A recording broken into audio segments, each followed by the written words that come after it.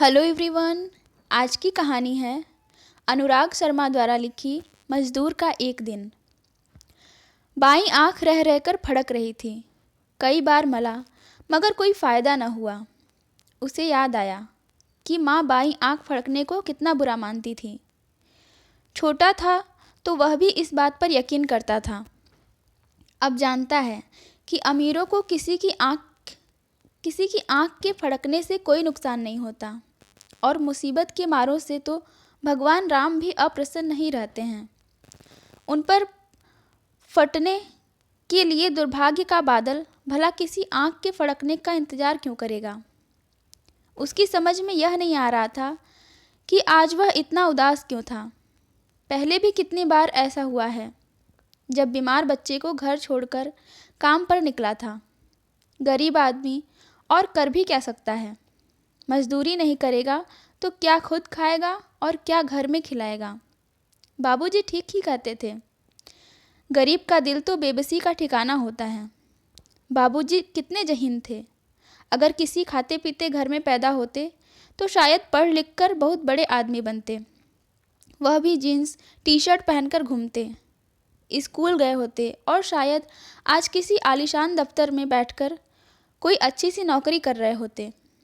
ऊपर से यह सर्दी का मौसम, कड़ाके की ठंड है। हाथ को हाथ नहीं सूझता।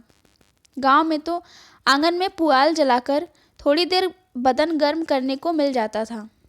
शहर में अव्वल तो पुआल आए कहाँ से, और अगर कहीं से जुगाड़ हो भी गया तो 4 फुट की कोठरी में खुद बैठे कि पुआल जलाएं।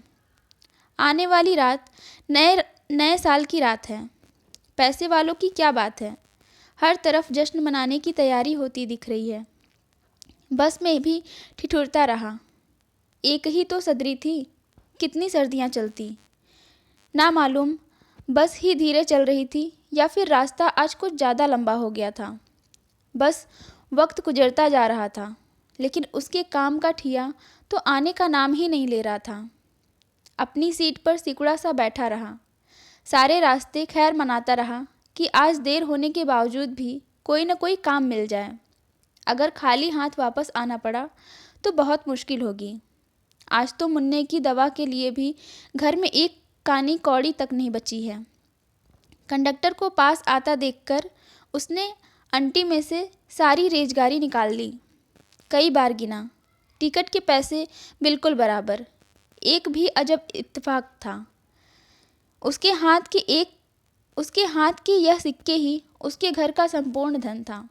पत्नी का अंतिम गहना, उसकी पाजेब की जोड़ी बेचने के बाद जितने भी पैसे मिले थे, उसमें से अब बस यही सिक्के बचे थे। कंडक्टर ने एक हाथ में टिकट थमाया और दूसरे हाथ से सिक्के उसकी हथेली पर रख दिए।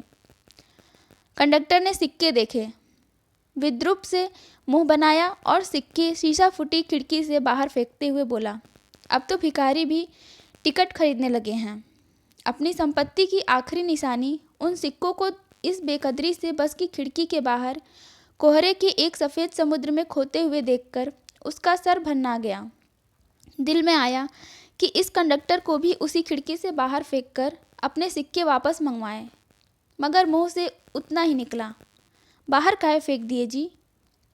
तुझे टिकट मिल गया ना, अब चुपचाप बैठा रह अपना स्टॉप आने तक।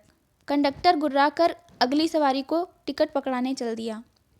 वह सोचने लगा कि कब तक वह अकारण ही जानवरों की तरह दुत्कारा जाएगा। यह कंडक्टर तो कोई सेठ नहीं है और न ही पढ़ा लिखा बाबू है। यह तो शायद उसके जैसा ही है। अगर यह भी उसे इंसान नहीं समझ सकता तो फिर बड़े आदमियों से क्या उम्मीद की जा सकती है। आखिरकार बस उसके ठिये तक पहुंच गई। वह बस से उतरकर सेठ की गद्दी की तरफ चलने लगा। कोहरे की बूंदें उसके कुर्ते पर मोतियों की तरह चिपकने लगीं। पास में ही एक चाय के खोखे के आसपास कुछ लोग खड़े अखबार पढ़ रहे थे। उसे पता था कि अंटी खाली है, फिर भी उसका हाथ वहां चला गया। कुछ क्षणों के लिए उसके कदम भी ठिठके, मगर सच्चाई से समझौता करना तो अब उसकी आदत सी हो गई थी। सो गद्दी की तरफ चल पड़ा। मन ही मन मनाता रहा कि कुछ न कुछ काम उसके लिए बचा ही हो। लो आ गए अपने बाप की बारात में से। सेठ का बेटा उसे देखकर साथ खड़े मुंशी से बोला, कल का लड़का, लेकिन कभी किसी मजदूर से सीधे मुंह बात नहीं करता है। फिर उसकी तरफ मुखातिब होकर बोला, अभी ये आने का टाइम है क्या? जी बाबूजी, कोई काम है? उसने सकुचाते हुए पूछा। किस्मत वाला है रे तू, हफ्ते भर का काम है तेरे लिए। मुंशी ने आशा के विपरीत कहा, ठेकेदार आता ही होगा बाहर, ट्रक में साथ ले जाएगा। ट्रक आने में ज़्यादा देर नहीं लगी।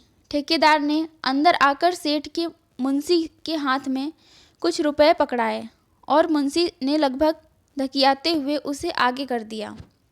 चल आजा फटाफट, ठेकेदार ने ड्राइवर के बगल में बैठते हुए कहा। वह ट्रक के पीछे जाकर ऊपर चढ़ गया। कुछ मजदूर वहाँ पहले से ही मौजूद थे। कुदाली वगैरह औजार भी एक कोने में खड़े पड़े थे। ट्रक खुला था और ठंड भी थी। सूरज चढ़ने लगा था, मगर धूप भी उसकी तरह ही बेदम थी। उसने साथ बैठे आदमी को जयराम जी की कही और पूछा, कहाँ जा रहे हो? जाने बालीगंज की तरफ है। जाने कहाँ? साथी ने कुछ अटपटा सा जवाब दिया। साथ बैठे नौजवान मजदूर ने एक बीड़ी सुलगाकर उसकी तरफ बढ़ाई तो वह नहीं कर सका। बीड़ी से शायद उसके शरीर और आवाज़ का कंपन कुछ कम हुआ। इस लड़के ने बताया कि वह बालीगंज के पास ही जा रहे हैं। काम करीब हफ्ते भर चलेगा। उसके चेहरे पर खुशी की एक लहर सी दौड़ गई। बालीगंज उसकी झुग्गी के एकदम पास था। उसने शुक्र मनाया कि शाम को वह जल्दी घर पहुंच सकेगा और पत्नी का हाथ भी बटा सकेगा। कल से अगर वह घर से सीधा काम पर चला जाए तो रोज का बस का किराया भी बच जाएगा और बेमतलब ठंड में जमेगा भी नहीं। उसने महसूस किया कि अब धूप में कुछ गर्मी आने लगी थी। कोहरा भी छट गया था। ट्रक बालीगंज में दाखिल हो चुका था। रास्ते जाने पहचाने लग रहे थे। ला बेला चौक, गांधी चौराहा, सब कुछ तो उसका रोज का देखा हुआ था। ट्रक उजाड़ महल के मैदान में जाकर रुक गया। ट्रक के पास ही एक पुलिस की गाड़ी भी खड़ी थी। न जाने क्यों आज रास्ते में भी पुलिस की गाड़ियां खूब दिख रही थीं। उजाड़ महल दरअसल कंक्रीट के एक ढांचे का नाम था। 4-5 साल पहले किसी सेठ ने यहाँ अपनी कोठी बनवानी शुरू की थी। एक रात 7-8 मजदूर एक अधबनी छत के गिरने से दबकर मर गए थे। तब से वह कोठी वैसी ही पड़ी थी। बाद में सेठ ने वह जमीन किसी को बेच दी थी। नए मालिक ने एकाध बार वहाँ काम शुरू कराना चाहा, मगर हर बार कुछ न कुछ लफड़ा ही हुआ। एक बार पुलिस भी आई और उसके बाद वहाँ कोई काम नहीं हुआ। कालांतर में उसके आसपास कई झुग्गी झोपड़ियाँ उग आई थीं।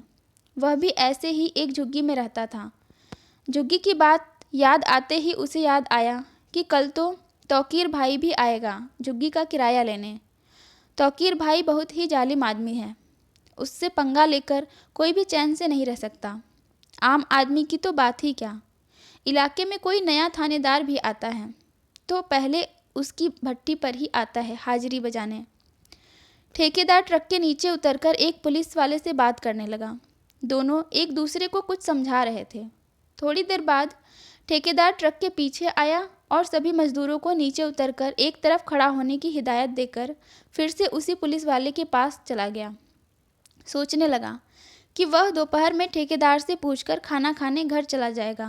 मुन्ना का हालचाल भी देख लेगा। घर के इतने पास काम करने का कुछ तो फ़ायदा होना ही चाहिए। मेरे पीछे पीछे आओ, एक एक कुदाल लेकर।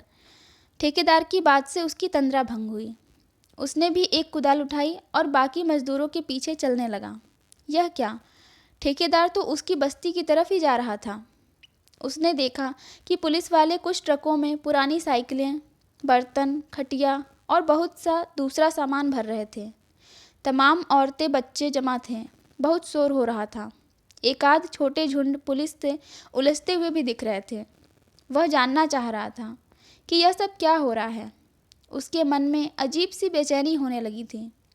ठेकेदार के आगे आगे पुलिस का दीवान चल रहा था। दीवान उसकी बस्ती में घुस गया। वहाँ पहले से ही कई सिपाही मौजूद थे। दीवान ने उसके पड़ोसी नत्थू के घर की तरफ इशारा करते करते हुए ठेकेदार से कहा, यहाँ। फटाफट लग जाओ काम पर, ठेकेदार बोला। उसे अभी तक सब कुछ एक रहस्य सा लग रहा था। उसने देखा कि नत्थू के घर का सारा सामान बाहर पड़ा था, लेकिन वहाँ पर कोई व्यक्ति नहीं था। नत्थू तो सवेरे ही फेरी लगाने निकल पड़ा था, मगर उसकी घरवाली कहाँ है? नत्थू के घर से उड़कर जब उसकी नज़र आगे बढ़ी तो अपने घर पर जा टिकी। वहाँ कुछ भीड़ सी लगी हुई थी। उसने देखा कि उसके घर का सामान भी बाहर पड़ा था। उसकी पत्नी मुन्ना को गोद में लिए हुए बाहर गली में खड़ी थी। नत्थू की घरवाली और कुछ महिलाएं भी वहीं थीं।